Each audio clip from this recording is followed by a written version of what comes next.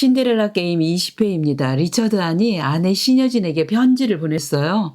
당신의 딸은 6년 전 세상을 떠났습니다. 뺑소니 교통사고였습니다. 당신 딸에게는 아들이 있습니다. 딸이 죽을 당시에 1살이었고 지금은 7살입니다. 따님은 실종 당시 기억을 잃어서 이두나란 이름으로 살아왔습니다. 보육원에서 지내다 11살에 양부모와 함께 미국으로 이민 갔습니다. 미국 이민국에서 확보한 당신 따님의 사진과 따님의 사망진단서를 함께 보냅니다. 신여진은 애타게 찾던 딸 유진이가 이미 저 세상 사람이라는 편지를 읽고 그리고 유진의 사망진단서를 보고 그만 쓰러지고 맙니다.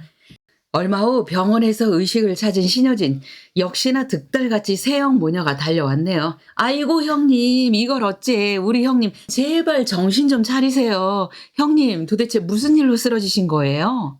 그냥 빈혈이 도져서 쓰러진 거야. 사람은 뭔가 촉이라는 게 있잖아요. 새형 모녀가 평소 입안에 혀처럼 굴지만 뭔가 쎄한 게 느껴지는 게 있었던 거죠. 그래서 이번에는 유진이가 죽었다는 사실을 절대로 입 밖에 내지 않습니다. 하지만 황진구가 찾아오자 이번엔 달랐어요. 진구야, 병실문 좀 잠가봐. 사실 유진이가 이미 죽었대. 그런데 아들이 있대. 여진은 편지 내용을 하나도 남김없이 황진구와는 공유를 할 것입니다. 황진구 사장과 진구 엄마만큼은 자신을 진심으로 걱정해준다는 것을 느낌으로 알고 있었거든요. 신여진은 황진구에게 비밀리에 유진이 이민 가기 전에 몸을 담고 있었다던 보육원을 찾아가서 유진에 대해서 사소한 것이라도 다 알아오라고 합니다. 유진이 어떻게 살았는지 궁금하기도 하고 또 모든 걸 알아야 손자를 찾을 수 있을 테니 말이죠.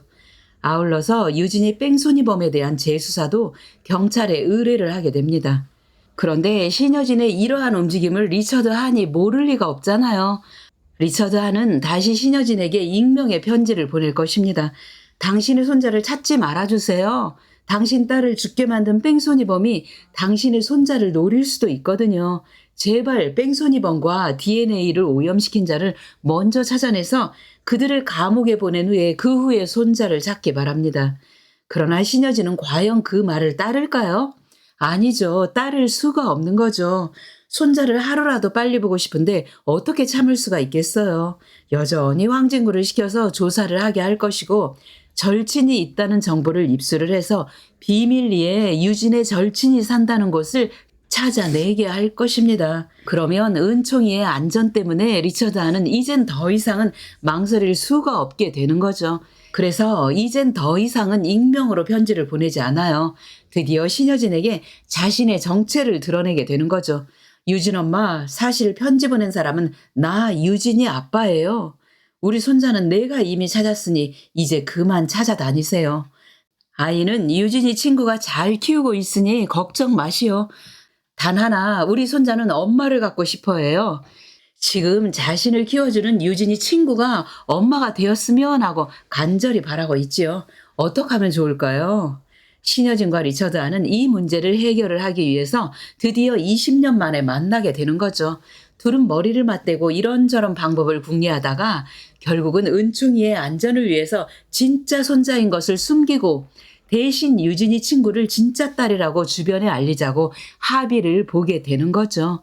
그러면 은총이 대신 유진이 친구를 노리게 될 테니 꿩 먹고 알 먹고가 되는 거다. 즉 우리는 진짜 손자의 목숨을 안전하게 지켜줄 수 있게 되는 거고 그리고 손자를 마음껏 안아볼 수도 있게 되는 거다. 게다가 손자에게 엄마도 만들어주게 되는 것이니 이건 정말 여러 가지로 꿩 먹고 알 먹고가 되는 거다. 정말 기발한 생각이야.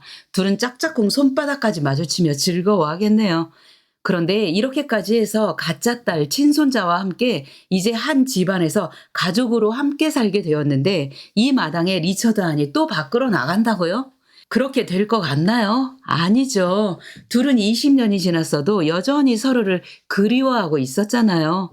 그리고 가짜 딸과 손자까지 생긴 마당인데 한 집안에서 당연히 같이 생활하고 싶어 하지 않겠어요? 그리고 가짜 딸과 손자에게 무슨 문제라도 생긴다면 둘이 합심해서 해결을 해 나가야 할 테니 둘은 이제 절대로 헤어질 수가 없는 상황이 되어버리는 거죠. 그러니 신여진과 리처드 한은 조만간 재결합을 해서 한 집안에서 같이 살게 된다고 봅니다. 물론 둘이 이혼을 한 적은 없지만 오랜 별거 생활을 끝내고 한 집안에서 부부로 다시 살아가게 된다는 것을 의미를 하는 거지요.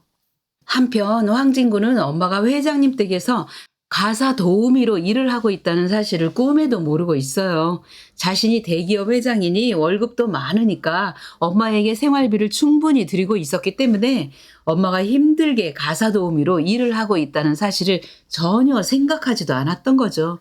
그나저나 진구 엄마는 왜 회장 댁에서 가사 도우미로 힘들게 일을 하는 걸까요? 돈이 궁해서요?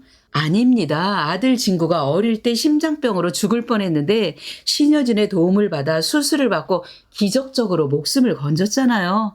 그 사실이 너무도 감사해서 그에 대한 보답으로 은혜를 갚기 위해서 온 정성을 다해 신여진의 가사 도우미를 자처해서 직접 먹을 것 입을 것 등 집안 살림을 도맡아서 정성으로 보필을 하는 거지요.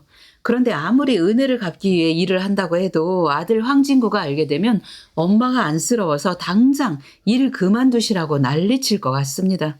그나저나 황진구가 세영과 헤어질 날이 멀지 않은 것 같아요.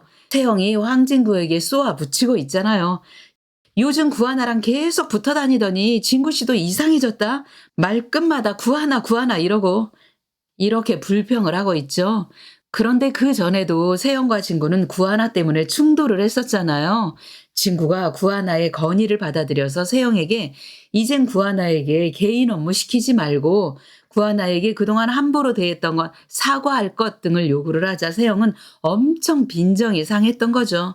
그러니 둘은 날이 갈수록 싸움이 잦아질 것이고 거기에다가 진구가 하나에게 호감이 있다는 것까지 세영이 눈치를 채게 되면서 더욱 진구와의 싸움이 잦아져서 머지않아 둘은 파혼을 하게 될 것 같습니다.